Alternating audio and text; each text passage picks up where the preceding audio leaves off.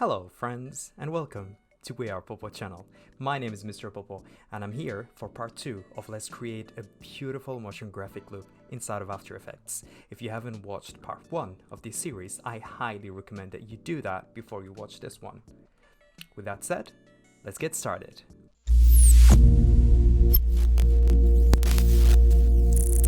So today we're going to be taking a look on how to create the text animation, the two floating love circles, and of course the outer shell. But before we do that, let's take another approach at seeing how we do tutorials. Let's look at the technique that we're going to do. So I would like to start with creating a new composition. I'm going to call this me. First, I want to talk about a concept that is not really highly talked about out there, and that is the misconception about what is an adjustment layer or what is just a layer. So this is a shape layer, as you can see, and then I'm going to create a text layer. I'm going to set, and it's in white. Alright, and then of course I'm just going to go create a solid, and I'm going to call this a BG, bad game, background, and we're going to change the color to something a little bit more happy, kind of. Alright. So I'm just gonna go and scale this up. Alright, so the thing that I want to tell you here is you don't need an adjustment layer to be an adjustment layer. Any layer can be an adjustment layer. So for example, let's put the shape layer on top of the text. So if I go and do a Gaussian blur and do a blur on the shape layer, so what's happening here? The only person that is affected is of course the shape layer because the effect is on top of it. But there is something. If I go and I turn this on, and that's what's called an adjustment layer. So if I turn this on, this layer has now become an adjustment layer. So the shape of this layer is gonna act like an adjustment layer. What is an adjustment layer? It's basically this. It's just a layer, it's a solid, but with this in. And why it gets the whole screen, it's because before you created it, it takes over the composition side. That's why it affects everything. So for example, if I do a box blur, it's gonna affect everything. But then if I turn this off, you can see that this is basically just a solid layer that is transformed using this option to an adjustment layer. So in theory, anything and everything can be an adjustment layer. So let's take an example. Here is the render video for this tutorial. So if I go here and do a curves, let's just say like this, and then I turn this into an adjustment layer. So anything that is inside this layer is gonna turn like that, as you can see. So this layer is acting like an adjustment layer, same as the shape layer. So if I go and let's just say I wanna do a transform, and then I scale this, so this is now an adjustment layer. And of course I can animate this with everything that is inside of, let's just say, a trim pad. So if I go and try to animate this adjustment layer, well, this shape layer is still gonna be a shape layer, but it's just affecting anything and everything that is down there. Alright, so that is done. Let me talk about one very important aspect of motion graphics. So my anchor point is in the center. That's pretty perfect. Let's do a very simple animation. This is quite a very long composition, so I'm just gonna make it really small so that I know what I'm doing. Okay, so now if I go, let's just say 20 frames, and I move this here, it's okay. And then another 20 frames, can move it here. Oh, so what happened? Alright, Popo, I don't want it to go this way. I actually want it to go straight. Well, easy because I need to do an easy ease? No, not really. The problem is not with the easy ease. The problem is not with the speed. The problem is with the keyframe interpolation. How does one point to another point interpolate? How does 2 points connect in a way, if I should explain it bluntly? How 2 points connect. Here you can see it's auto Bezier. What's a Bezier? This is a Bezier. It is too thin that you can't really see it, but I'm gonna make you see what a Bezier actually is. You see this? This is what we call a Bezier handle. So if I go back here It is a Bezier handle. As you can see, now that I click on it, you can see that it's moving at my own will. So now I can have very custom path of my position using only 3 keyframes. Perfect, beautiful animation, ship it. Don't. Okay? Now, this is all cool, Popo, but how do we get it to be straight? Exactly. Keyframe interpolation. Now we have current settings. Why is it called current setting? Before we do anything, why is it called current settings? It's because I changed this on my own. This was not generated by computer algorithm. This was generated by me. This is destructive way. This is created by me. So I'm gonna go and use a linear. So what's a linear? It's go directly from one point to another. This is what you want, Popo. Perfect. Now, what if I just want it to be normal Bezier? Of course, you right click on your keyframe that are selected and you can go to a Bezier. Now, After Effects is gonna generate automatically the perfect Bezier for you. All right? And this is it. So basically, with just this simple idea, you can have pretty much any sort of really crazy paths without using hundreds and millions and thousands of keyframes. Is that cool, Popo? Awesome. Now, Popo, I need you to understand one more thing. When it comes to keyframes, sometimes you do an easy ease. But you don't want it to stop here. You want it to go all the way here without stopping here. How do we do that? For that, there is a very amazing option called Rough Across Time. When you click it, that keyframe is now not destroying your speed. That keyframe now is part of whatever speed you do for this. By the way, I'm on the speed graph. I never work with value graph. In 13 years, I would say in motion graphics, I've never worked with value graph. So if you have a problem with speed graph, I highly advise you to check another tutorial. The reason I like the speed graph is because it helps me see exactly what speed I'm looking for. So for example, I want things to go super fast and slow at the end. And that's what I'm gonna do. I'm gonna take this. So what's happening here? It's gonna go super fast and it was slow. Let's see this. See that? And if I wanted to start super fast from the very super beginning, that's a lot of super in 1 minute. I'm just gonna bring this all the way and it's just gonna slow. Okay, if I want it to go slowly, super fast and then slow, that's exactly what I did there. Hey, Flash Gordon. Is that what we call him? I think it's Flash only. There we go. And in the same way, we could use this. There we go. So right now, you have pretty much all the information you can do to create this animation.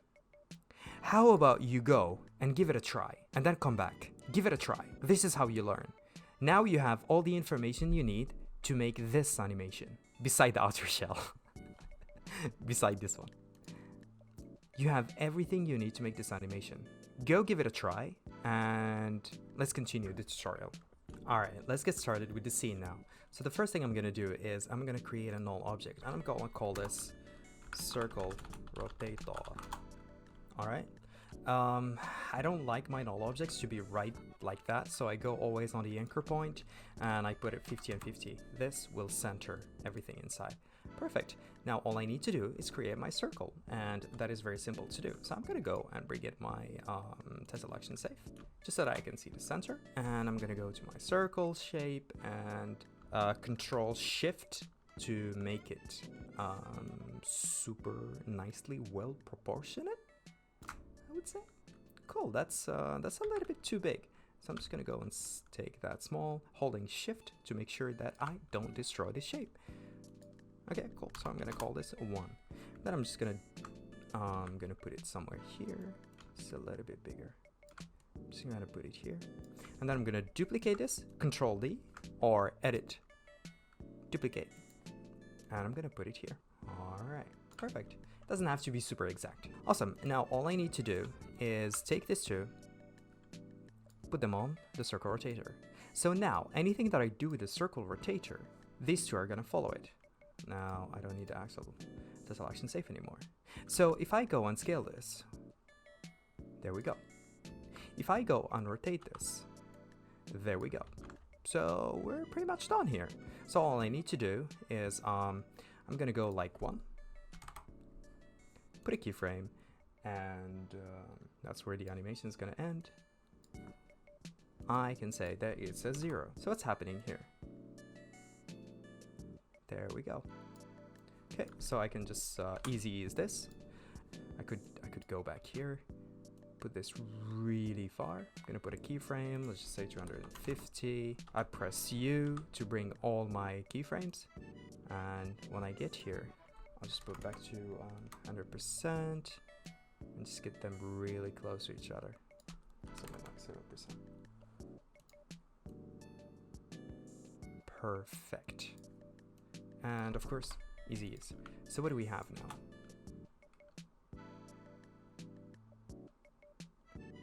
As you can see, awesome. There is one thing that I would really love if we could do.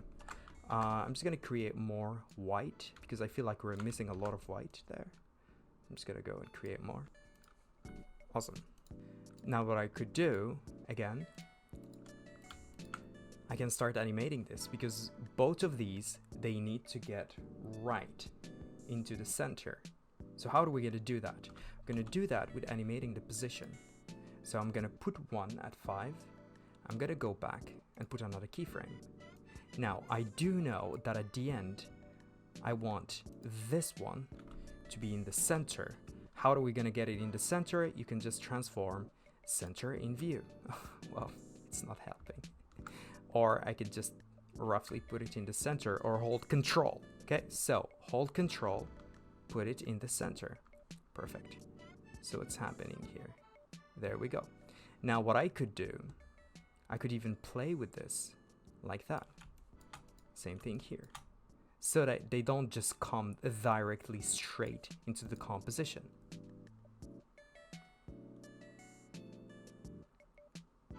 Hey, let's go. All right.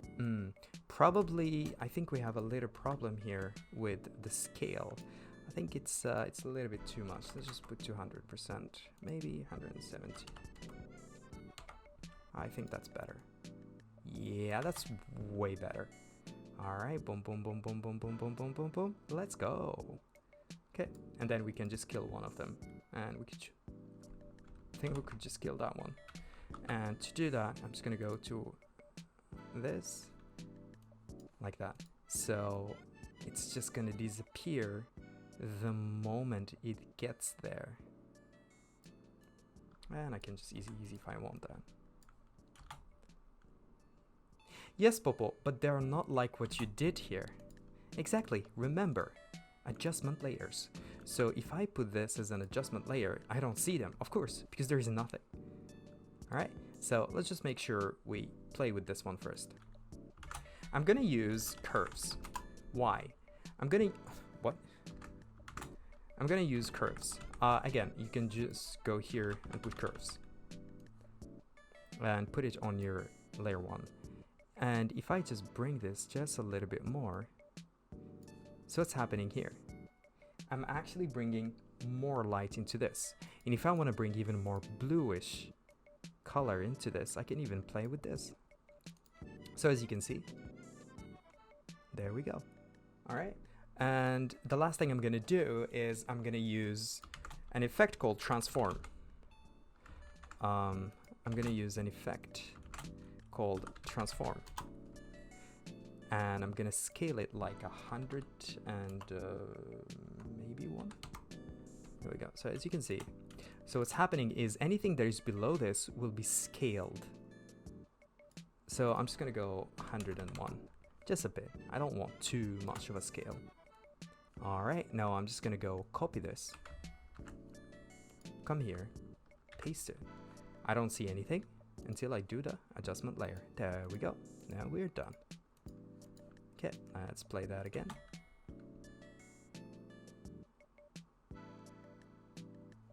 Perfect. All right. Now, what we need to do is we need to animate this. go in here and here and here. But before I do that, let's try to create the outer shell first so that we really can feel the beauty of this animation, okay? And just so that we can take a break from keyframe animating. So I'm gonna create a new composition and I'm gonna call this line of waves, or we could call that outer shell. All right, so what are we doing here? We're doing half of the screen with a shape layer like this, a little bit bigger than your composition, and we're just gonna give it a color because I think white is a little bit not there. All right, so I'm gonna call this reddish. So what's going on here? The first thing that I want to do is I want this to keep on moving up and down like, you know, the real waves. So I'm gonna go to position, and I don't want to do keyframe by myself. So instead, what I'm going to do is I'm going to separate the dimensions. So this way I can control Y alone and I can control X alone. I'm going to go to Y. I'm going to do an expression that we've already seen before, and that's the wiggle expression. So I'm just going to say like it's going to move once every 2 seconds, and maximum it's going to choose a value between 0 and 10. Now, you can see that it's moving randomly like a real wave. Now, how are we going to make it look like a real wave? We're going to use an effect called wave warp. This is it. All right. So what is this wave doing now? I think 4 minutes, 1 minute is a little bit too much. 10 minutes is a little bit too much. So I'm just going to keep it like that. Okay, cool. So what's going on here? So it's a constant wave that just keeps on going continuously. There's no stop. What we could do, we could change the height, we could change the width. You know, you already see where we're going. We can even choose where it goes. You know, it doesn't have to go all the time to the right. We can even choose the speed of the wave or make it even slower. And yes, Popo, but what happens here? Well, that's because we have to tell it it needs to pin this. Pin this means you put a pin so that it doesn't move. And if I do all edges, it means that everything that needs to move is inside the composition and inside the layer. It should not go outside of the composition. So it's like you put a pin here, here, here, and here, so that none of this moves, but only the inside part. Cool. So we're just gonna do some values after I played with this for a while. All right, and I think these are a little bit too tall, so we're just gonna go and increase them until we feel like they're like that. Yeah, so we don't have too many of them. Perfect. Now let me show you how we're gonna use this. So let's go back. We can just delete explain me. Perfect. And I can go back to my scene one, and I can bring my outer shell inside precomps, and here can bring it here. Okay, Popo, yes, it's there, but the problem is it's not as you promised. Well, hold on a second. What do we need to do now? We need to circle it. So there are many ways of doing that, but the best way to do this is using what we call polar coordinate. So normally when you use this, you're gonna get this very weird looking shape. But if we switch this, see that? All right, now let's fix this a little bit more. So we have our outer shell and we want it to, you know, just be outside. So the first thing I'm gonna do, remember, we had an alphabet here, so I don't need to mask this. So I'm just gonna go copy this, paste it here, and then use an alphabet again. This is still in the center, so I'm just gonna go and scale that up a bit. And I'm just gonna take this right here, just a little bit. Perfect. So now what's going on now? My layer now has been centered to be in the center outside my shape layer. And that's amazing, because if I go and create even more, for example here, we're gonna call this pink.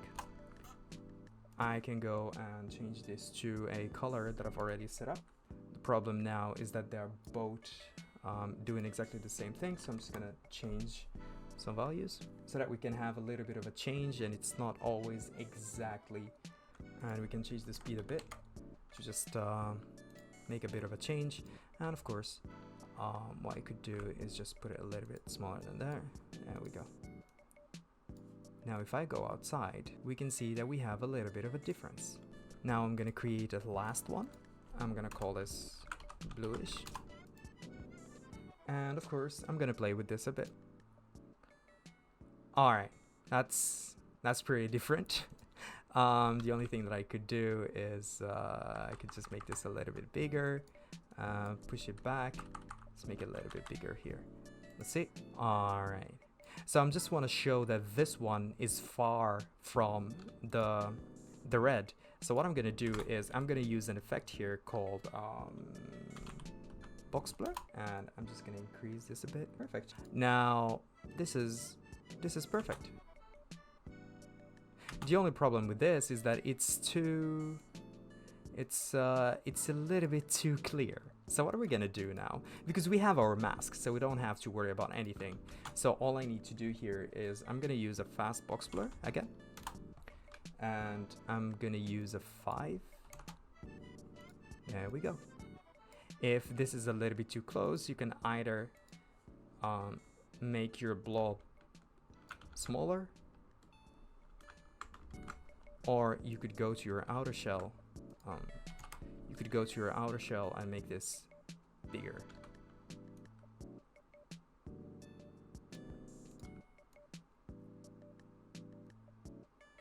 All right, I'm just gonna take this and put it behind so that I never cover my main blob. Now, let's animate a bit the text. So I have the text here already selected. So we're gonna animate text here by using a little bit of a trim pad. It's a very simple and beautiful, easy to use technique. So I'm just gonna go take my text, put it right in the center, and I see that it's a little bit too small. That's not what she said. And I'm gonna take a null object. I'm gonna call this text player. I can take all this, parent it here, and make sure that my text covers everything here, roughly. Perfect. I'm just gonna hide this.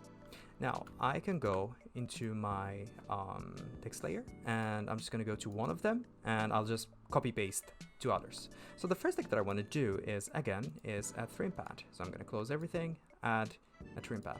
So a trim pad is I'm just gonna trace whatever pad that we have here. So if I go, I could have it something like that, or I could have it something like that, depending on what you want. So let's just change things a bit. I'm gonna put one here, and at the end here, before they finish, it's gonna close. So what do we have? There we go. Perfect. So I'm just gonna go and easy is. Nice. The last thing that I want to do is I don't want to only shorten it, but I also want it to get thinner, you know, to give it that a little bit of a beauty feel. There is a faster way of, you know, searching for things. Is you can use the search bar and say stroke. Now it's just going to bring you exactly that property that you're looking for. So I'm going to use that. It starts with a 2 and it ends somewhere here. I'm going to look for exactly what it ends, and I'm just going to say 0. So what's happening is my stroke, as you can see, it's thick. That's exactly how I like it. That is thick, and then it just goes thin. I actually don't. All right.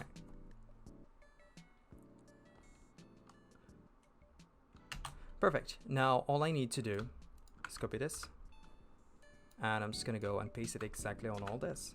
So let's see what's gonna happen. Boom, we're done. So I'm just gonna go and play a little bit with the timing, just offset them a bit. Let's see. All right. Awesome. Okay, so now that we have that, the only thing that is left is actually animating the ball right in the center. And that's what we're going to see on the next part, and it's going to be one of the last part because we're going to be animating the ball and we're going to composite the scene to see how I exactly got it to look like this instead of, you know, just always in the center. So try to animate the ball, try to composite the scene, and we'll check it on the next tutorial and part of this tutorial. Again, don't forget to subscribe, like if you like this video, and if you are part of a motion graphic community, make sure you share this and spread the love. My name is Mr. Popo, and I'll see you guys on the next one.